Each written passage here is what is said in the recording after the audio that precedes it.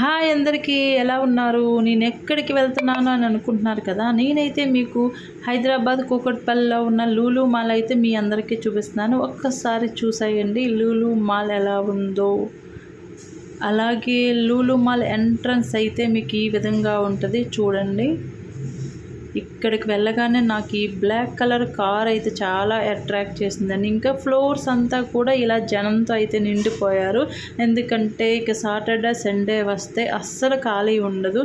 చూస్తున్నాం కదా, ఇదైతే ఇక కిడ్స్ వేర్ అయితే చాలా మంచి డ్రెస్సులు అయితే ఉన్నాయండి ఇక్కడ. అలాగే 70% ఆఫ్ కూడా ఉంది.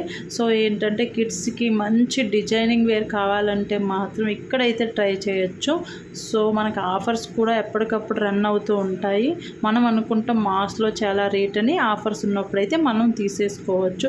ఇంకా ఈ 4th ఫ్లోర్ ఉందండి. ఇక పిల్లలకే కాదు ఇలా పెద్దవాళ్ళు కూడా ఎంజాయ్ చేస్తారండి. ఇంకా VR గేమ్స్ ఇవన్నీ అయితే చూస్తున్నారు కదా ఎంత ఎంజాయింగ్గా ఉందో ఇక్కడ. నేనైతే ఇవన్నీ కూడా ట్రై చేశానండి. చాలా హ్యాపీ అనిపించింది. ఒక్కసారిగా మనం వేరే ప్రపంచానికి వెళ్ళిపోయామా అని అనిపించింది నాకైతే. ఈ ఫ్లోర్లో అయితే పిల్లలే కాదండో, పిల్లల కన్నా పెద్దవాళ్ళే ఎక్కువ ఎంజాయ్ చేస్తున్నారు. చూసారా, ఇవన్నీ పెద్దవాళ్ళ గేమ్స్ అండో. ఈ VR సినిమాస్, 3D మూవీస్ అని, ఈ గేమ్స్ అని ఇవన్నీ కూడా ఏంటంటే పెద్దవాళ్ళు ఎంజాయ్ చేయడానికి అండి. పిల్లలకైతే వాళ్ళ ఏజ్ అండ్ హైట్ని బట్టి ఇక్కడ అలౌ చేస్తారండి.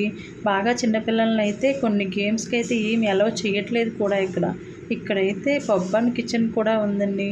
మనకి ఎన్నోసార్లు అనుకుంటామండి చాలా ప్లేస్ వెళ్ళాలి, ఇక్కడ తిరగాలి అక్కడ తిరగాలని, కానీ ఇలా మాల్స్కి అయితే ఏం ఎంట్రీ టికెట్ ఏం ఉండదు కదండి. సో ఏంటంటే మనకి ఎప్పుడైనా టైం కుదిరినప్పుడు మన ఫ్యామిలీతో సరదాగా పిల్లలతో ఇలా మాల్స్కి వచ్చి ఎంజాయ్ చేయొచ్చండి. ఈ పాప చూసారా, చక్కగా ఫోటోలు మంచి భలే తీస్తుంది కదా వాళ్ళకి. ఈ చిన్ని ప్రపంచంలో అయితే మనం అప్పుడప్పుడైనా సరే ఇలా ఎంజాయ్ చేయాలనేది నా అభిప్రాయం.